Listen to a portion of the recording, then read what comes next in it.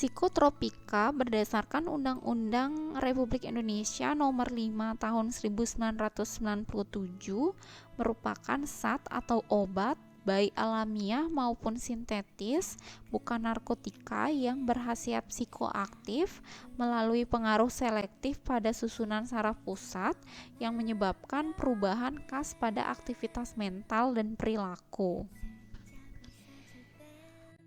Adapun tujuan pengaturan psikotropika itu yang pertama menjamin ketersediaan psikotropika guna kepentingan pelayanan kesehatan dan ilmu pengetahuan. Yang kedua mencegah terjadinya penyalahgunaan psikotropika dan yang ketiga memberantas peredaran gelap psikotropika. Adapun berdasarkan Undang-Undang RI Nomor 5 Tahun 1997, psikotropika dibagi menjadi 4 golongan, yaitu psikotropika golongan pertama, golongan kedua, golongan ketiga, dan golongan keempat. Psikotropika golongan pertama itu hanya dapat digunakan untuk tujuan ilmu pengetahuan dan tidak digunakan dalam terapi, serta mempunyai potensi ketergantungan yang sangat tinggi. Adapun contoh dari psikotropika golongan pertama yaitu misalnya lisergid atau LSD, MDMA, metilendioksimetamin, kemudian meskalin, katinon, dan brolamfetamin atau DOB. Kemudian psikotropika golongan kedua itu merupakan psikotropika berkhasiat dan dapat digunakan dalam terapi atau untuk ilmu pengetahuan serta mempunyai potensi ketergantungan yang kuat.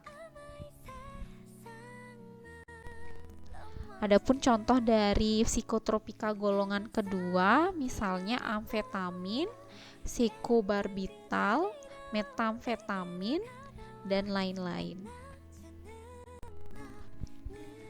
Psikotropika golongan ketiga itu merupakan psikotropika berkhasiat dan banyak digunakan dalam terapi atau untuk tujuan ilmu pengetahuan serta mempunyai potensi ketergantungan yang sedang.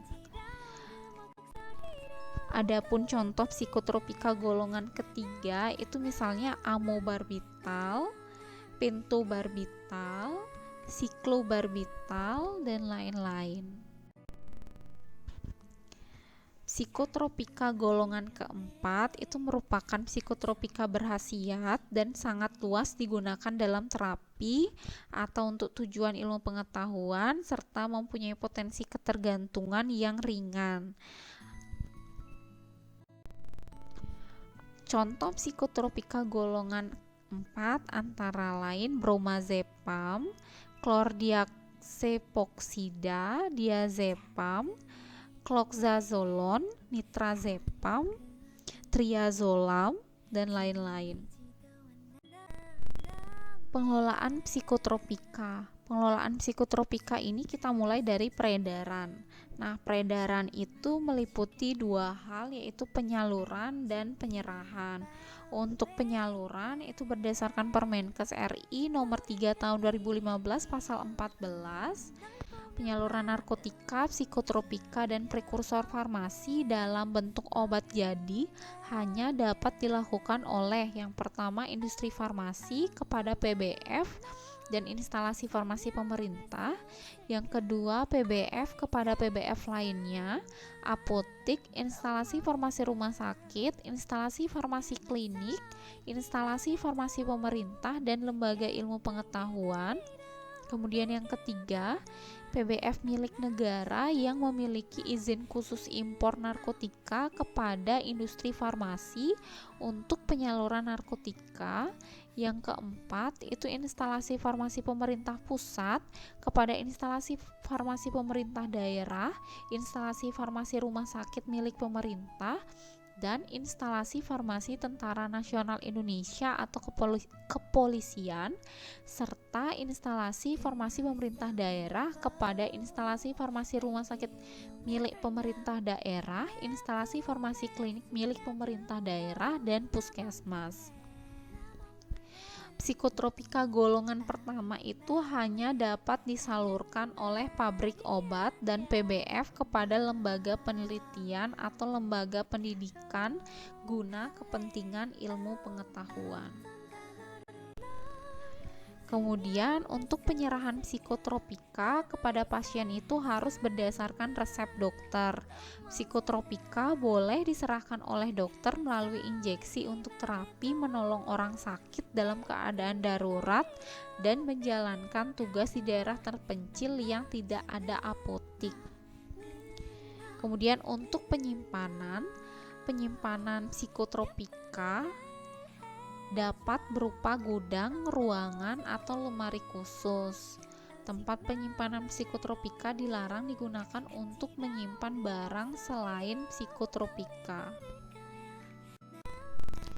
Pemusnahan psikotropika dilakukan jika psikotropika sudah kadaluarsa dan tidak memenuhi standar atau persyaratan untuk diproduksi, serta psikotropika yang berhubungan dengan tindak pidana.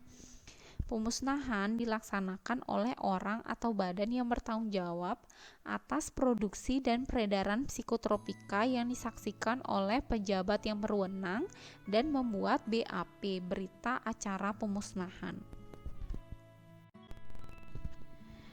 Prekursor narkotika atau psikotropika merupakan zat atau bahan awal atau bahan kimia yang dapat digunakan dalam pembuatan narkotika dan psikotropika.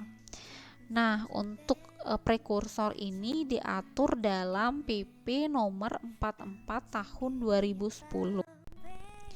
Pengaturan prekursor itu bertujuan untuk melindungi masyarakat dari bahaya penyalahgunaan prekursor, kemudian mencegah dan memberantas peredaran gelap prekursor, kemudian mencegah terjadinya kebocoran dan penyimpangan prekursor, serta menjamin ketersediaan prekursor untuk industri farmasi, industri non-farmasi, dan pengembangan ilmu pengetahuan dan teknologi.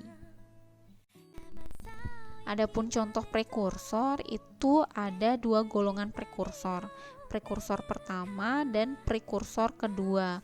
Untuk prekursor pertama contohnya ergometrin, ergotamin, norepinefrin, isosafrol, kemudian anhidraasetat itu termasuk prekursor golongan pertama ya. Kemudian untuk prekursor golongan kedua contohnya ada HCl, asam hidroklorid, toluena, metiletilketon, piperidin, dan aseton atau ada juga etil ether. Sekian materi hari ini, terima kasih.